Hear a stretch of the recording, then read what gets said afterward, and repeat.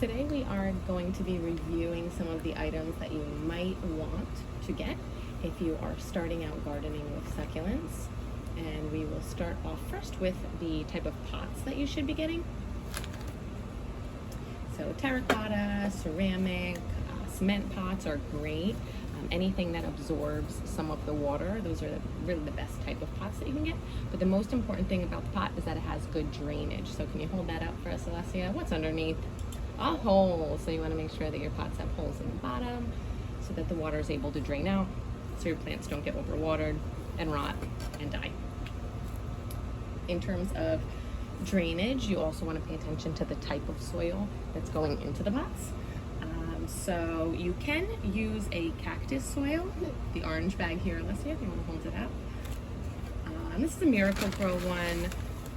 I find this one to be successful. I do mix it with perlite. Do you want to pull up the green bag now too? So I do probably about 30% perlite and the rest cactus mix, which is good draining. You don't want to use regular potting soil because, again, they will be overwatered and can rot.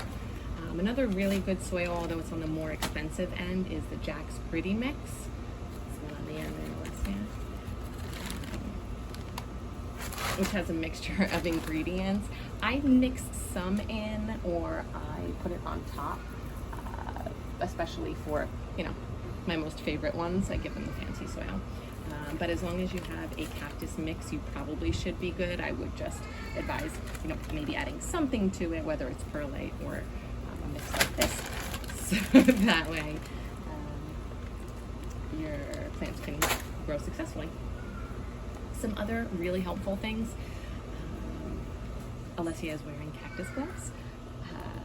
So especially if you have cacti in your garden, you definitely want to get a pair of thorn-proof gloves, so that way you are not stabbing your hands, because those really hurt. It's also helpful if you have any of the toxic succulents. Of course, there are many of them, so you want a good pair of gloves. Some sort of sharp shears or scissors. It doesn't really matter what you have, but you'll definitely be using those.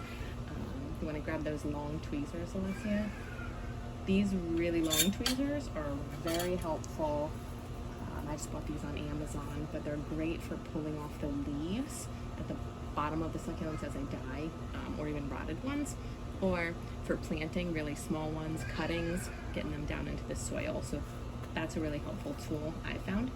Another helpful tool, so depending on the amount of watering needed, you can use a like a spray bottle, but this type of bottle, a washer bottle, you pick that up, the water bottle. Also got this on Amazon, is really good for getting just the soil wet and not the leaves of the plant.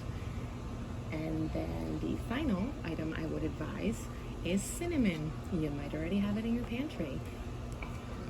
I had read a lot about cinnamon being used in place of a rooting agent or a rooting powder, and it works very well. I'll actually link below to some of the experiments that I've done